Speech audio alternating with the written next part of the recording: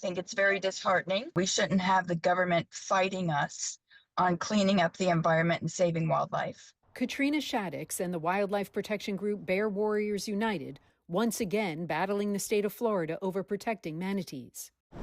We recently saw firsthand where the manatees are starving to death in Florida's Indian River Lagoon, which stretches from Palm Beach County to Daytona Beach. The lagoon is where manatees come for the warm water, but in recent years, the northern end of the lagoon has been a death trap for them. All these homes along the lagoon that are on septic tanks are slowly leaking literally tons of nitrogen and phosphorus into the system. Marine Biologist Peter Barile says those pollutants are being released by septic tanks and water treatment facilities along the lagoon and are fueling algae growth in the water, which is causing the manatees' main food source, seagrass, to die.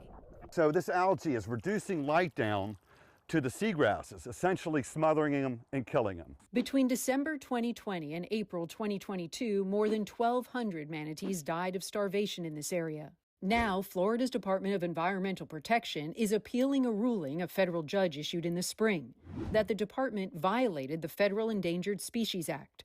As a result, the judge temporarily halted the approval of any new septic tank permits along the lagoon.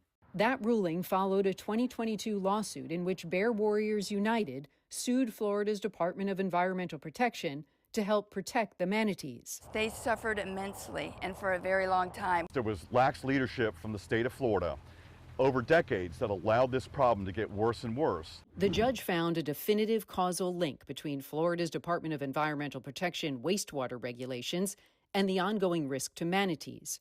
Then, in May, he agreed to what was essentially a wish list from Bear Warriors United, things they wanted the state to fix on behalf of the manatees. In addition to halting septic tank permits, Florida was required to submit a plan to monitor manatees' health and set up a supplemental feeding program for manatees in this lagoon. In its latest court filing, Florida's Department of Environmental Protection says it's not them, but Florida's Fish and Wildlife Conservation Commission that is responsible for wildlife issues, arguing the judge is insisting the wrong agency make the required changes.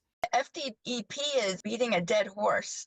It's already been decided by a judge, a federal court judge. We reached out to both the Florida Department of Environmental Protection and Florida Governor Ron DeSantis, but neither provided a response to our questions. We're not going to stop until we convince the government to save the manatees from extinction. Are you hopeful the manatee population will come back here? Now that we won this lawsuit, we think we have a really good chance of working with the state to make sure the manatees don't go extinct on our watch.